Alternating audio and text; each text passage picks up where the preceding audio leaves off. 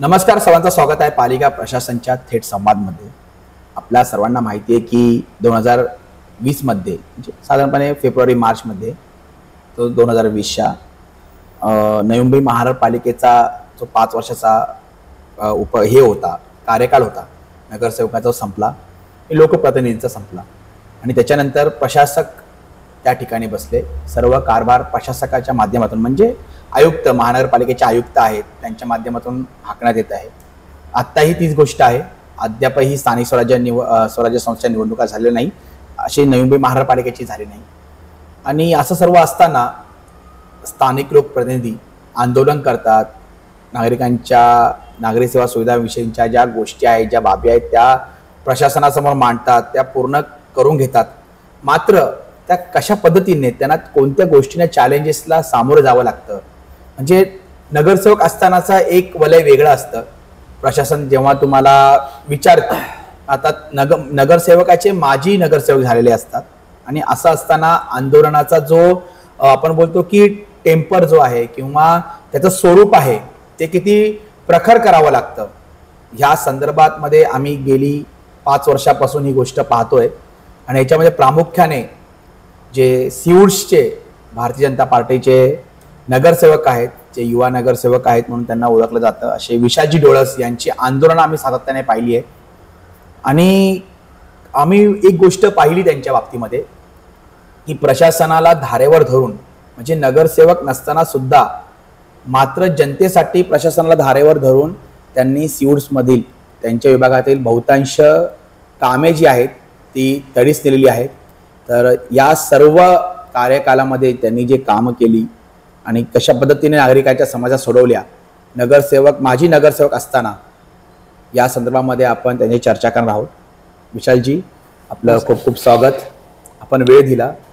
सहसा तुम्ही अवेलेबल होत नाही आणि अवेलेबल झाला तर आंदोलनामध्ये दिसतात किंवा कोणत्या तरी अधिकाऱ्याच्या समोर भांडताना दिसतात. आम्हाला खूप वेळा आम्ही बघितलं शांतपणे बोलणं जाणं. आजही तुम्हाला ओढून आम्ही अक्षरशः आणलेलं आहे की 3-4 दिवस तुमच्या पाठी लागलो तेव्हा तुम्ही आज वेळ दिला, त्यामुळे पहिले तर आपले आभार. मला सांगा विशालजी, प्रशासन 2020ला तुमचा फेब्रुवारीमध्ये कार्यकाळ संपला, तुम्ही माजी नगरसेवक झालात. कोविड आला, कोविडमध्ये पण आम्ही तुमचं कामं पाहिली. त्याच्यानंतर प्रशासनाचं कामकाज सुरू झालं, आयुक्ताच्या देखरेखीखाली सर्व चालू झालं आणि तुमच्या विभागामध्ये तर विविध प्रकारच्या समस्या होत्या. कारण की तुमच्या अगोदर जे निवडून आले नगरसेवक त्यांनी काही त्याच्याकडे दुर्लक्ष केलं होतं, गोष्टीकडे लक्षच दिलं नाही. तर असं सर्व असताना मी पहिले तर आरोग्याचा विषय घेईन. आरोग्याच्या क्षेत्रामध्ये 2021 पासून तुम्ही जनतेला, तुमच्या विभागाला, जनतेला आधार प्राप्त होईल अशी कोणती कामं केली? कारण की तुम्ही सावळा हॉस्पिटलचं सुद्धा आंदोलन घेतलं होतं, तर जरा सांगा. नाही, आरोग्याच्या विषयी सांगायचं म्हटलं तर आमच्या विभागामध्ये प्रामुख्याने मिडल क्लास लोक राहतात. तर हा विषय जो आहे हा न संपणारा विषय आहे. तर तो आठवड्यातून 10 दिवसातून, 4 दिवसातून, 2 दिवसातून कोणाला मोठमोठे असे आजार झालेले असतात, इन्सिडेंट झालेले असतात, घटना झालेल्या असतात, हार्ट अटॅक येणं, ॲक्सिडेंट होणं. आणि त्या दरम्यान फारसं मोठं इन्कम नसल्या कारणास्तव मग अशा वेळेस ट्रीटमेंट पण चांगली पाहिजे, मोठ्या हॉस्पिटलमध्ये पाहिजे आणि पैसेसुद्धा नाही आहेत. मग अशा वेळेस आपला रोल तिकडे त्या ठिकाणी कामाला येतो एक नगरसेवक म्हणून. स्वतःला मी फॉर्च्युनेट समजेल की हे जे गेल्या काही कालखंडांमध्ये अपोलो हॉस्पिटल असेल, MGM हॉस्पिटल असेल, फोर्टिस हॉस्पिटल असेल, यामध्ये जेवढे आमच्या विभागातील नागरिक वेळोवेळी दाखल झाले त्या ठिकाणी त्यांचं बिल माफ करणं असेल, त्यांचं बिल कमी करणं असेल, सातत्याने आरोग्याच्या विषयी मला वाटतं आत्ताच नाही, 2020 नंतर नाही तर सुरुवातीपासूनच 2015 आणि 14चा काळ तेव्हापासूनच याच्यावरती आपली भर राहिलेली. आणि तो असं मला वाटतं की ते एक लाईफचं रुटीन झालेलं आहे. त्यामुळे मी त्याला एक त्या पिरियडमधलं काम म्हणणार नाही, परंतु हे रुटीनचं काम आहे. आणि ते काम जे आहे मी बाकी सगळे कामं बाजूला ठेवून त्या कामाकडे त्याला प्रायोरिटी द्यावी असं मला सारखं वाटत असतं. आणि त्या आरोग्याचा तुम्ही विषय जो आपला आहे चालू, याच्यामध्ये खूप वेळा मी तुमच्या तोंडाने माजी खासदार संजीव नाईकांचं नाव खूप वेळा ऐकलेलं आहे. म्हणजे कोणाची बिलं कमी करायची आहेत किंवा त्यांनी खूप सहकार्य लाभलं, ते काय सहकार्य तुम्हाला म्हणजे एवढं म्हणजे तुमच्यावर विशेष प्रेम का? तुमच्या तोंडातून मी सातत्याने त्यांचं नाव ऐकतो. हेल्थच्या बाबतीमधलं? माझी खासदार संजीवजी नाईक साहेब यांची एक खासियत आहे. एखादा विषय जर त्यांच्या मनाला लागला आणि एखाद्यांचा विषय जो आहे जर त्यांना गंभीर वाटला तर ते त्याची फारशी काळजी घेतात आणि त्यांचा फॉलोअप स्वतःवर नसतो. म्हणजे खासदारांना आमदारांना कॉल करावा लागतो. फारसं लोकांचा असा अनुभव आहे की स्वतःहून कॉल करावा लागतो आणि मग त्यांचे PA जे आहेत त्याचा फॉलोअप घेतात. परंतु संजीव नाईक साहेब जे आहेत त्यांच्या बाबतीमध्ये विषय वेगळा आहे. वेळोवेळी आमच्या विभागामध्ये कुटुंबाचं नाव नाही घेणार पण त्यांच्या परिवारातील सदस्य परदेशामध्ये त्याच्यावरती आकस्मिक त्यांचं हे झालं, निधन झालं आणि त्यानंतर काही गोष्टी ज्या आहेत त्या मदतीसाठी विजा असेल म्हणजे तिकडे फॅमिलीला जाणं असेल ते प्राप्त करण्यासाठी संजीव नाईक साहेबांनी व्हायटल रोल प्ले केला. त्या ठिकाणी जे एम्बेसी आहे त्यांच्याशी कसं कम्युनिकेशन करायला पाहिजे त्यांच्याशी बोललेसुद्धा आणि संबंधित मिनिस्टर असतील त्यांच्याशी करस्पॉन्डन्स कसा केला, ते तू गेलास की नाही, ते काम झालं की नाही, असा फॉलोअप म्हणजे नातेवाईकांपेक्षा जेवढा नातेवाईकांचा कॉल यायचा त्यापेक्षा जास्त कॉल संजीव नाईक साहेबांचा यायचा की बाबा तू गेलास का तिकडे, केलंस का, ते त्यांना सांगितलं का हे कर म्हणून. म्हणजे त्यांचा फॉलोअप पण असा असतो आणि त्यांनी वेळोवेळी केली. मागे पण इन्सिडेंट झालं तेव्हा खासदार साहेबांनी 2-2:30 वाजेपर्यंत हॉस्पिटलमध्ये ज्यांचा ॲक्सिडेंट झाला त्यांची काळजी घेतली होती आणि मग स्वतः सगळे गेल्यानंतर त्या ठिकाणातून गेले. आणि असे अनेक वेळा ज्यावेळेस असे इन्सिडेंट घडतात एखाद्या हॉस्पिटलमध्ये आम्हाला वाटतं की बाबा खूप मोठं बिल आहे किंवा त्या आपल्या आवाक्यातलं नाही आहे, मग अशा वेळेस खासदार साहेब असतील किंवा दादा असतील त्यांची मदत आपण घेण्याचा प्रयत्न करतो आणि बहुतांश वेळा ते आपलं काम होतं सुद्धा. त्यामुळे खासदार साहेबांचं एक सांगितलं एक सेन्सिटिव्ह पर्सन आहेत ते आणि त्यामुळे ह्या क्षेत्रामध्ये त्यांना तुम्ही 1 वाजता कॉल करा, 2 वाजता, 3 वाजता, 4 वाजता तुमचे कॉल उचलणार आणि रिप्लाय पण देणार. तुमचा विभाग जो आहे शिवसेवा विशेषतः तुमचा वॉर्ड म्हणायला गेला तर खूपच छोटा वॉर्ड आहे. म्हणजे रहिवाशी आहेत खूप, म्हणजे डेन्सिटी खूप जास्त आहे जनतेची, वोटर्स आहेत, परंतु एरिया वाईज बघायला खूप छोटा आहे. मग तुम्हाला ज्या नागरी सेवा सुविधा आहेत जसं तुम्ही मध्यंतरी याच्यासाठी कोर्टसाठी तुम्ही फाईट केली होती, फुटबॉल कोर्ट व्हावा, त्याच्यानंतर मैदान असावं मोठं प्रशस्त, शाळेसाठी तुम्ही फाईट करत असतात, CBSE शाळा तुमची आहे त्याच्या संदर्भामध्ये, क्रीडा संकुलसाठी तुम्ही फाईट करतात. मग ते मला जरा सांगा की टप्प्याटप्प्याने मी खूप सारे विषय मी घेतो ह्याच्या एकाच प्रश्नामध्ये, तो टप्प्याटप्प्याने ते कुठपर्यंत आलेले आहे. कारण की तुम्ही सातत्याने आम्ही तुम्हाला बघितलं या बाबतीमध्ये मागणी करताना आणि खूप लेंदी गोष्ट आहे, NOCs खूप घ्याव्या लागतात, सगळं खूप साऱ्या गोष्टी असं आम्ही ऐकलंय. नक्की कुठपर्यंत ही फाईट आली? मला वाटतं की गेल्या काही कालखंडामध्ये बहुतांश मोठे प्रोजेक्ट करण्यामध्ये आपल्याला यश आलेलं आहे. त्यामध्ये प्रामुख्याने नवीन शाळा असेल, नवीन शाळा इमारत असेल, जेव्हा 2019ला G+1-2ची मान्यता सिवरेज प्लॅनच्या बाजूला आहे, सिवरेज प्लॅनच्या बाजूला जी आता CBSE शाळा जी आहे त्याच्यामध्ये वर्ग खोल्या कमी असल्या कारणास्तव मोठी आणि त्यांचे ॲफिलिएशन पेंडिंग असल्या कारणास्तव मोठ्या शाळेची गरज होती, इमारतीची गरज होती आणि ती वेळेत होणं खूप गरजेची होती. कारण नाहीतर पुढचं जे आयुष्य आहे मुलांचं त्या ठिकाणी ॲफिलिएशनच्या अभावी कुठेतरी एक त्याच्यावर प्रश्नचिन्ह निर्माण झाला असता. अशा परिस्थितीमध्ये मला वाटतं की त्या कालखंडामध्ये ज्यावेळेस गरज होती म्हणजे साधारणतः 2 वर्षापूर्वी म्हणजे खूप फास्ट हा प्रोजेक्ट झालेला आहे. त्यावेळेस प्रस्ताव बनवून आर्किटेक्टकडून प्रस्ताव बनवून तो पुटअप करून तो मंजूर करून घेणं हा खूप चॅलेंजिंग विषय होता. पण त्यामध्ये सुद्धा खूप चॅलेंजेस आले होते. तो प्रस्ताव मंजूर करत असताना मला वाटतं जर तुमच्या प्रशासकीय अधिकाऱ्याची मर्जी नसेल तर त्यामध्ये खूप सारे पॉईंट्स काढले जातात आणि असाच प्रयत्न त्यावेळेस त्या ठिकाणी असलेल्या शहर अभियंत्यांनी प्रयत्न केला. वेळोवेळी त्या फाईलवरती अनेक प्रश्न उपस्थित केले पण त्या प्रश्नाचं उत्तर पण मी त्याच वेळेस घेऊन आलो आणि त्यांना सांगितलं असं नाही असं आहे आणि त्यानंतर ती फाईलसुद्धा मंजूर झाली. असा पण वेळ आला की फाईल मंजूर झाली, प्रशासकीय मंजूर झाली पण टेंडरवरती सह्या करायला शहर अभियंता पाठीपुढे करत होते.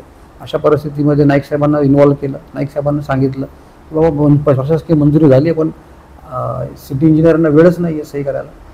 साहेबांनी त्यांना बोलून घेतलं, सही करायला लावली आणि आता बघितलं शाळेची इमारत जी आहे आता आपण बघतोय की ऑक्टोबर-नोव्हेंबरमध्ये त्याचं काम पूर्ण होईल. म्हणजे एक जो एवढा हजारो विद्यार्थ्यांचा नागरिकांचा प्रश्न आहे तो मार्गी लागलेला आहे त्या माध्यमातून. तसंच आपण तुम्हाला आठवत असेल की माझ्या वाढदिवसाच्या निमित्त आपण 22 तारखेला आंदोलन केलं होतं. आंदोलन करणं काही लोकांना असं वाटत असेल की स्टंट आहे किंवा ते आपण या प्रसिद्धीसाठी करतो किंवा अजून काही लोकांचं वेगवेगळं मत असू शकतं, परंतु असं नाही आहे. 2020 पर्यंत आपण कधीसुद्धा प्रशासनाच्या विरुद्ध आंदोलन करण्याची गरज पडली नाही. महासभा होती, त्या ठिकाणी आपल्याला अधिकार मागण्याचे तुम्ही तर महासभेत आंदोलन करायचे. महासभेच्या माध्यमातून आपण अनेक प्रश्नांची सोडवणूक केली होती. आणि आता नगरसेवक नसल्या कारणास्तव, महापौर नसल्या कारणास्तव त्या ठिकाणी प्रशासन जे आहे ते लोकांच्या बाजूनेच काम करतंय की नाही करतं हे याचा अनुभव सर्वांना आलेला आहे. तर त्यामुळे दुर्लक्ष करणं, निग्लिजन्स करणं आणि प्रत्येक आयुक्त जेव्हा याच्यामध्ये अजून एक जो पॉईंट आहे की आयुक्तांची वेळोवेळी बदली होणं. म्हणजे जेव्हा आपले विषय काही आयुक्तांना माहीत असतात मग त्यांची बदली होते 3 वर्षांनंतर, ते विषय त्यांच्यासाठी नवीन असतात जेव्हा आम्ही घेऊन जातो. ओके, हा एक ड्रॉबॅक जो आहे. म्हणजे एखादा आयुक्त जर कायमस्वरूपी असेल तर त्याला माहिती आहे की बाबा हा माणूस गेल्या अनेक वर्षाची मागणी करतोय. बरोबर. परंतु 3-3 वर्षानंतर आयुक्त बदलल्यानंतर त्या विषयाचं गांभीर्य जे आहे त्या आयुक्तांना राहत नाही. तर त्यामुळे आंदोलनाची परिस्थिती निर्माण होते की काही विषय जे आहेत हे किचकट असल्या कारणास्तव आणि त्याची सोडवणूक प्रशासनाच्या दुर्लक्षामुळे होत असल्या कारणास्तव आंदोलन करण्याची गरज पडते. जेव्हा आपले विषय त्वरित ऐकले जात नाहीत तेव्हाच आंदोलनाची गरज पडते. त्यामुळे वारंवार आपण तिथे मागणी केली, सामोपचारांनी त्यांची भेट घेतली, सगळं घेतलं, पण त्याच्यामध्ये तांत्रिक अडचणींचा हवाला देऊन त्या ठिकाणी, म्हणजे फॉर एक्झाम्पल देईल तुम्हाला मी की आपण इंडोर स्टेडियमची मागणी केली होती सिविक सेंटरमध्ये मागणी यासाठी केली होती की जेव्हा DP आपण आता नवीन DP नवी मुंबई महानगरपालिकेच्या माध्यमातून जो विकास आराखडा बनत होता त्यामध्ये आपण वेगवेगळ्या भूखंडावरती रिझर्वेशन टाकलं होतं. आपल्या सिऊट्समध्ये स्पोर्ट्स सेंटर व्हावं अनेक लोकांची मागणी होती. ऑब्व्हियसली तुम्ही स्वतः क्रिकेटर आहात, मैदान नाहीये सिऊटसाठी आजच्या तारखेला, तुम्हाला DAVचं मैदान घ्यावं लागतं सातत्याने, म्हणजे लोकांना इथं टुर्नामेंट भरवण्यासाठी किंवा प्रॅक्टिसिंगसाठी किंवा नेहरू जिमखाना गाठावं लागतं. याच्याकडे पैसे असतील तर ठीक आहे, पण पैसे नाही याच्या खिशामध्ये तो प्रॅक्टिस कशी करणार. मगाशीच आपला विषय झाला की ह्या विभागामध्ये आपला एरिया जो आहे, आपला वाढ जो आहे हा भौगोलिकरित्या छोटा असल्या कारणास्तव अम्युनिटीज आणि फॅसिलिटीज मुळातच कमी आहे. मग अशा परिस्थितीमध्ये जे अवेलेबल आहेत त्या सुद्धा जर नाही मिळाल्या तर दुसरा मार्ग शिल्लक राहत नाही.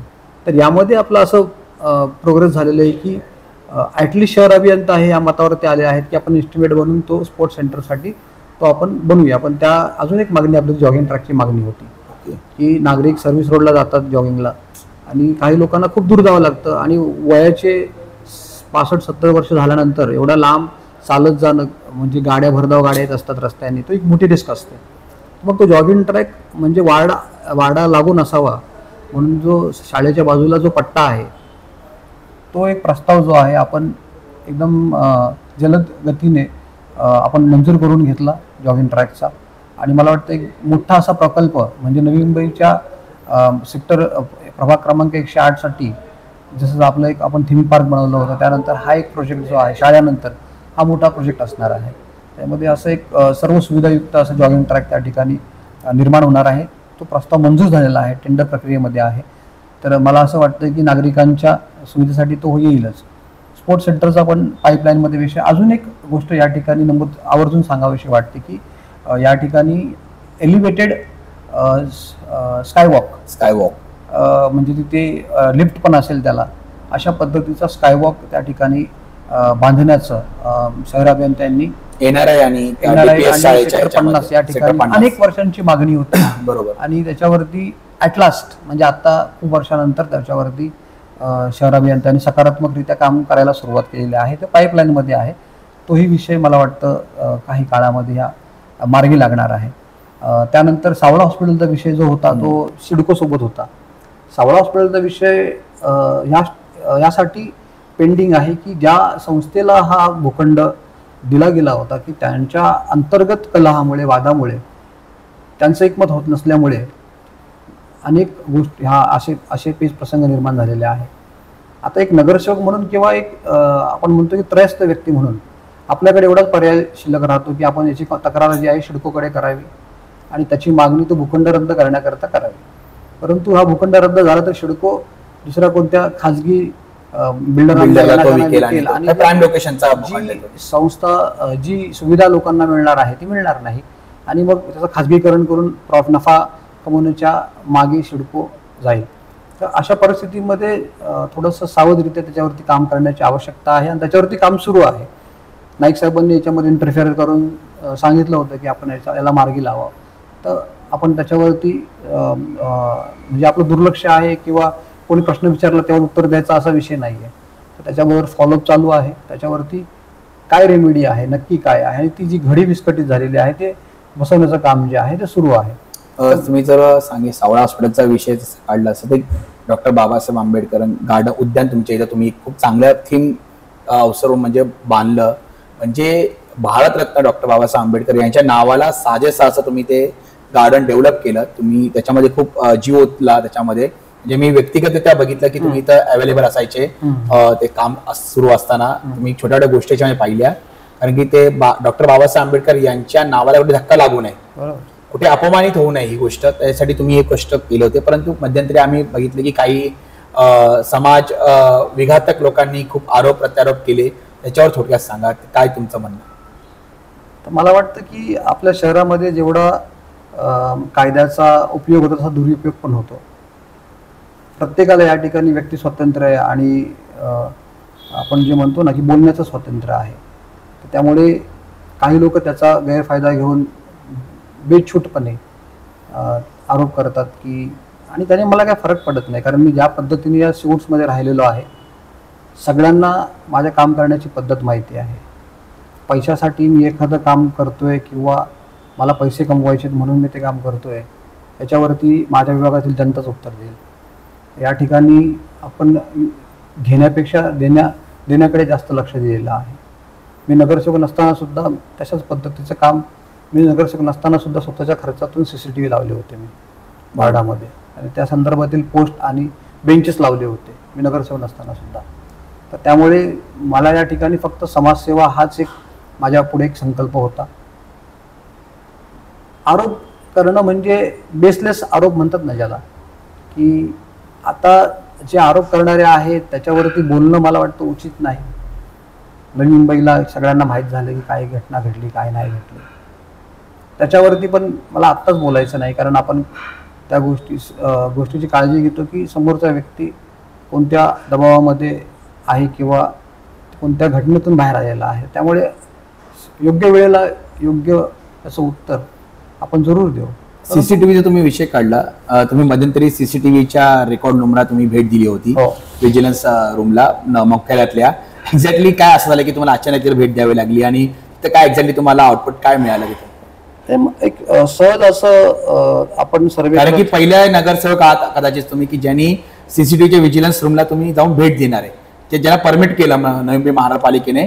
एवढं काय म्हणजे तुम्ही असा कोणता विषय सेन्सिटिव्हली ठेवला यांच्यासमोर की त्यांनी परमिट केलं, कारण की it's a restricted area after all, तर त्या ठिकाणी अलाउ करून तुम्हाला तिथं तुम्हाला काय एक्झॅक्टली म्हणजे का वाटलं की तिथं जाऊन तुम्हाला ते CCTV विजिलन्स रूम तुम्हाला बघण्यासाठी काय गरज? गेल्या काही कालखंडामध्ये सिवूड्स 48 मध्ये 46-48 मध्ये अनेक छोट्या मोठ्या चोरींच्या घटना घडल्या होत्या. एकदा मला खूप वर्षानंतर घरफोडी सुद्धा झाली होती, एक साधारणतः एक वर्षापूर्वी, आणि त्या संदर्भात पोलीस स्टेशनला वारंवार पाठपुरावा होता. आश्चर्याची गोष्ट ही की त्या ठिकाणी जे चोर आले त्यांच्या बाबतीत त्यांच्या गाड्या कोणत्या होत्या, ते कशाने आले, असा कोणताही पुरावा जो आहे पोलिसांच्या मार्फत उपलब्ध होऊ शकला नाही. आणि तो का उपलब्ध होऊ शकला नाही, कारण जेव्हा मी महानगरपालिकेमध्ये गेलो त्यावेळेस मला धक्कादायक बाब समजली की आपण ऑलमोस्ट 66 कोटी रुपये CCTVच्या ज्यांना काम मिळालेलं आहे त्यांना दिलेलं आहे. CCTV बसवण्याचं काम त्या लोकांनी केलेलं आहे. इन्स्टॉलेशन होऊन सुद्धा CCTV सुरू नाहीत, ही अजूनही तशीच परिस्थिती आहे. आणि ही दुःखाची बाब आहे, खेदाची बाब आहे की एवढा मोठा जो विषय आहे त्याच्यावरती प्रशासन गप्प बसलेला आहे किंवा त्याच्यावरती कोणत्याही प्रकारची अशी कडक अशी ॲक्शन घेतलेली नाही. खरं तर हे सगळे पैसे वसूल करून त्यांच्यावरती कार्यवाही होणं अपेक्षित आहे, कारण हे जे पैसे आहेत ते नागरिकांचे पैसे आहेत, बरोबर, एका अधिकाऱ्यांनी त्यांच्या खिशातून दिलेले पैसे नाही.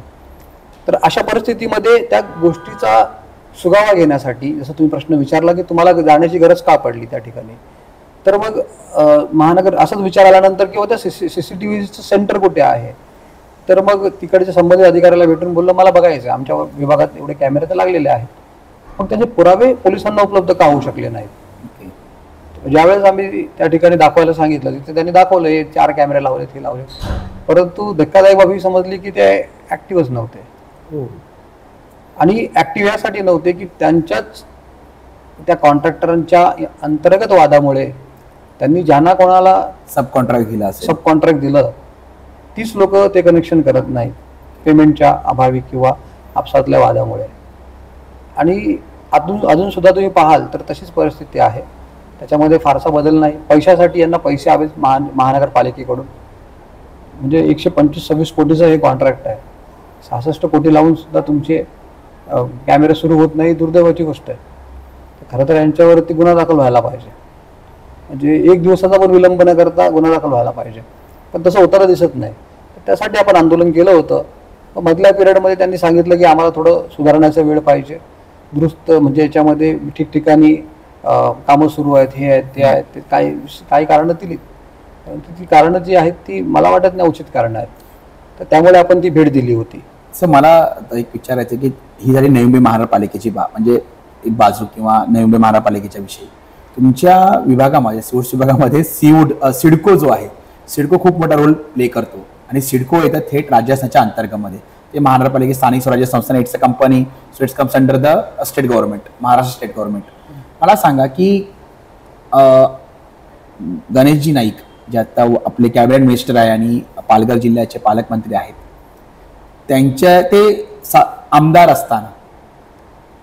असताना किंवा ज्यावेळी मंत्रिपद नसताना सिडकोचा व्यवहार आणि आत्ताचा सिडकोचा व्यवहार याच्यामध्ये काही फरक पडला आहे का?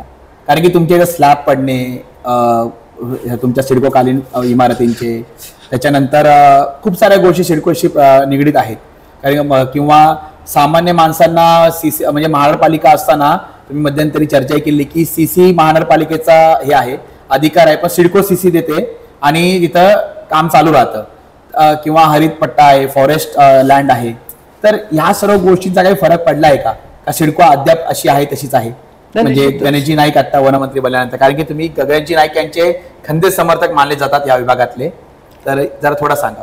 निश्चितच मला वाटतं की आणि सर्वात महत्वाची म्हणजे तुम्ही सिडकोच्या विरोधात अनेक आंदोलन केली, आमर उपोषणाला बसले, तुम्हाला हॉस्पिटलला ऍडमिट व्हावं लागलं होतं. हे सर्व तुम्ही जनतेसाठी केलं. तेव्हा तर नगरसेवक होते. नगरसेवक झाल्यानंतर तुम्ही कागदी म्हणजे कागदोपत्री त्यांच्या सर्व पत्रव्यवहार करून ह्या गोष्टी तुम्ही त्या समोर आणतात, ठेवतात. म्हणजे एवढं सर्व होऊन सुद्धा सिडको सुधारली आहे की नाही? आता आपण जो व्यवहार बघतोय, जेव्हापासून नाईक साहेब मंत्री झालेले आहेत आणि एक चांगली अशी ताकद जी आहे त्यांच्या मागे मुख्यमंत्र्यांच्या माध्यमातून उभी आहे. आणि आपण पाहालच की कोणताही जनता दरबार असो, कोणतंही नाईक साहेबांचं काम असो, कोणतीही मीटिंग असो, त्याला एक वेगळं वलय असं मिळालेलं दिसतंय आपल्याला. आणि तो फरक पूर्ण महाराष्ट्रात जाणवायला पाहायला मिळतोय. म्हणजे आपण पाहू शकता की जिथे जिथे नाईक साहेब जात आहेत त्या ठिकाणी त्यांना प्रचंड प्रतिसाद मिळतोय. आणि जशा प्रकारे आधीपासूनच प्रशासनाला हँडल करण्याची त्यांच्याकडे ज्या पद्धतीचं आपण म्हणतो की एक्सपर्टीज आहे ती वाखाणण्याजोगी आहे. त्यांचं प्रशासनावरती जे नियंत्रण आहे ते आमूलाग्र आहे. आत्ता जो सिडकोचा व्यवहार आहे हा पूर्णपणे परस्पर विरोधी आहे. त्यावेळेस आमदार म्हणून नाईक साहेब जेव्हा होते त्यावेळेस सिडको सुद्धा बगल देण्याचं काम त्या ठिकाणी करत होती. परंतु आता मला असं वाटतं की पक्षाने आणि मुख्यमंत्र्यांनी एक नाईक साहेबांच्या ताकदीकडे पाहून ज्या प्रकारे सर्व जो कारभार आहे ठाण्याचा आहे तो त्यांच्या अंतर्गत दिलेला आहे आणि सपोर्ट दिलेला आहे. त्यामुळे मला असं वाटतं की एक प्रत्येक जनता दरबारमध्ये आपल्याला तो फरक पाहायला मिळतो.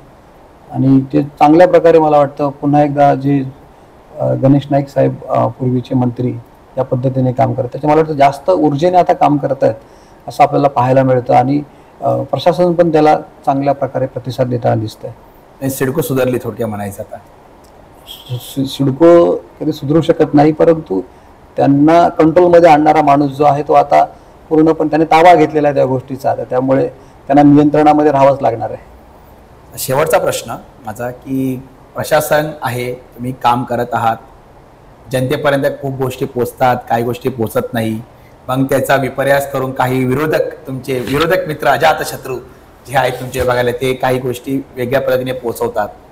तर आत्तापर्यंत तुम्ही सांगितलं की तुम्ही प्रशासक असताना कशा पद्धतीने कामं केली, ती कुठपर्यंत आली आहेत, त्या सर्व गोष्टी सांगितल्या. जनतेला तुम्ही तुमच्या विभागाला काय आवाहन कराल या अनुषंगाने? नाही, जनतेला मी एवढं जरूर सांगेल की काही कामं जनतेपर्यंत पोहोचली पाहिजे. आणि मार्केटिंगच्या बाबतीमध्ये मी नेहमीच मागे राहिलेलो आहे की मला असं वाटतं की आपण जी कामं करतो त्याची दखल जी आहे जनता वर्तमानपत्राच्या माध्यमातून जरूर घेते किंवा पाहते डोळ्याने. आजही जर बघितलं सिवूट्समध्ये बऱ्याच गोष्टी कंट्रोलमध्ये आहेत ज्या इतर विभागामध्ये दिसत नाहीत आपल्याला. प्रामुख्याने अतिक्रमणाचा विषय असेल, म्हणजे जेव्हापासून मी नगरसेवक झालो तेव्हापासून या ठिकाणी ज्या पब्लिक युटिलिटीचे भूखंड होते ते जोपासण्याचं काम जे आहे अजूनपर्यंत केलेलं आहे. प्रत्येक भूखंडावरती त्या ठिकाणी आरक्षण आपण सुचवलेलं आहे. त्याप्रमाणे नोंदसुद्धा आपण महानगरपालिकेमध्ये केलेली आहे. तर ते भूखंड प्रोटेक्ट करण्याचं काम जे आहे ते म्हणजे वारंवार आपण करत असतो आणि केलेलं आहे. अनेक संस्था, अनेक लोक या ठिकाणी भूखंडावरती बांधकाम करण्याचं किंवा शेड करण्याची मागणी करत असतात किंवा स्वतःहून इनिशिएटिव्ह घेत असतात. परंतु वेळोवेळी मी त्यांना त्या ठिकाणी विनंती करत असतो की आपण या ठिकाणी जे म्हणजे 100 लोकांसाठी आपण 25-50 हजार लोकांचा जो अधिकार आहे तो आपण घेतला, म्हणजे त्यांच्याकडनं आपण हिरावून नाही घेतला पाहिजे. म्हणजे त्या भूखंडावरती फॅसिलिटी निर्माण झालीच नाही तर तो भूखंड कायमस्वरूपी अतिक्रमण असणारा भूखंड म्हणून तसाच राहणार. आणि त्याच्यामध्ये मला असं वाटतं की ऑलरेडी वार्डामध्ये बऱ्याचशा गोष्टी ज्या आवश्यक आहेत त्या झालेल्या आहेत. तर अजून त्याची आवश्यकता नाही आहे आपल्याला, मला असं वाटतं. आणि त्यासाठी पब्लिक युटिलिटीची आवश्यकता जास्त आहे. म्हणजे त्या ठिकाणी ग्रंथालय झालं, त्या ठिकाणी मला वाटतं की व्यायामशाळा झाली, स्टडी सेंटर आहे, विरंगुळा केंद्र झालं, स्टडी सेंटर झालं, अशा वेगवेगळ्या फॅसिलिटीचे भूखंड, सांस्कृतिक भवन आहे, या सगळे जे भूखंड, हे जे पॉकेट भूखंड आहेत त्यामध्ये या सुविधा डेव्हलप झाल्या तर नागरिकांचाच त्या ठिकाणी फायदा होणार आहे. तर त्यामुळे मला असं वाटतं की नागरिकांना मला सांगायचं आहे की जी कामं आपल्याला होताना दिसत आहेत ती कामं आपोआप होत नसतात. प्रशासन कधीही स्वतःहून पुढाकार घेऊन ही कामं करत नसतं, ते करावं लागतं. तर त्यामुळे आपल्या विभागामध्ये जे टर्फचे काम झालेलं आहे, जॉगिंग टर्फचं काम मंजूर झालेलं आहे. MCZMचा जो विषय होता त्या संदर्भातील म्हणजे अजून एक नागरिकांना मला पुढे जाऊन सांगायचं की याचा फॉलोअप घेऊन मला वाटतं बँगलोरवरून की इकडनं चेन्नईवरून जो एक अहवाल लागतो पर्यावरणाचा, तो सुद्धा अहवाल त्या ठिकाणी आपण मागवलेला आहे. आणि मला वाटतं काही दिवसातच MCZMची परवानगी येऊन टर्फचं काम जे आहे मंजूर झालेलं तर ते सुद्धा सुरू होईल. जॉगिंग ट्रॅकचं काम सुरू होईल. त्यानंतर इंडोर स्टेडियम आणि याचं कामसुद्धा सुरू होईल. राहिला विषय विरोधकांचा, मी एवढंच सांगेल की आपण 2012 ते 2025 पर्यंत आपण कसे राहिलो, आपण काय केलं, काय करू शकतो, हे आपल्या विभागात राहणाऱ्या नागरिकांना चांगल्यापैकी माहीत असतं. म्हणजे आपल्या घरात राहणारा जो कोणी सदस्य आहे तर 5 सदस्यांपैकी कोण कसा आहे हे नागरिकांना याची चांगल्यापैकी माहिती असते. तर मी त्या गोष्टीच्या बाबतीमध्ये निश्चिंत आहे. विरोधक त्याचं काम करत राहणार, तो आरोपही करत राहणार आणि तो असं दाखवणार सुद्धा की जी कामं होतात तोच करतात. एक उदाहरण देतो, मागे दिवाबत्तीचा एक विषय होता. तर मला एका सोसायटीतल्या महिलेने कॉल केला की सर ही 2 महिने झालं दिवाबत्ती बंद आहे, तर ते तुम्ही जरा सांगितलं तर बरं होईल. तर त्या ठिकाणी इलेक्शन नंतर थोडंसं येणं जाणं त्या भागातून कमी होत होतं. मी दुसरीकडनं प्रवास करत होतो कारण काम चालू होतं म्हणून दुसऱ्या ठिकाणून, दुसऱ्या रस्त्यावरून. पण जेव्हा त्यांनी सांगितलं आम्हाला की सोसायटीच्या समोरचा असा विषय आहे या प्रभागातला, तेव्हा ते मेंटेनन्स विभागाला सांगून ते आपण त्याच दिवशी चालू करायला लावलं. परंतु ती गाडी आल्यानंतर त्या ठिकाणी दुसऱ्याच व्यक्तीने फोटो काढले आणि सांगितलं की हे काम आम्ही केलं, धन्यवाद नागरिक आणि किंवा काय. म्हणजे हे काय अचानक होत नाही. काही लोकांना सवय असते की काही केलं तरी ते मिस केलं असं दाखवण्याची. तर नागरिक त्याचा पण विचार करतील की कोण कसं वागलं आणि काय केलं. तर त्याच्यामध्ये फारसा वेळ वाया न घालवता मला असं वाटतं की आपल्या कामावरती आपल्याला विश्वास आहे. विभागामध्ये नागरिकांना एवढंच आवाहन करेल की अनेक सोयी सुविधा ज्या आहेत भविष्यामध्ये येणार आहेत आणि जो आपला वाढ आहे सुजलाम सुफलाम बनण्याच्या ज्या म्हणजे टॉपचा वाढ जो आपण म्हणतो 1, 2, 3 त्याच्यामध्ये नक्कीच पोहोचेल. आणि जेवढ्या फॅसिलिटीज आहेत, जेवढ्या सुविधा आहेत ज्या रिक्वायर्ड आहेत त्या येणाऱ्या काळामध्ये जरूर मिळतील. एवढंच नागरिकांना मला या माध्यमातून सांगायचं. धन्यवाद विशालजी. तर अशा प्रकारे प्रशासक असताना म्हणजे सर्व कारभार हा प्रशासकीय यंत्रणेकडे असताना विशालजी डोळस यांनी 2020 पासून ते आतापर्यंत आजी नगरसेवक असताना सुरू केला प्रवास, माजी नगरसेवक आता असताना सुद्धा तो सुरूच आहे त्याच्या तसा.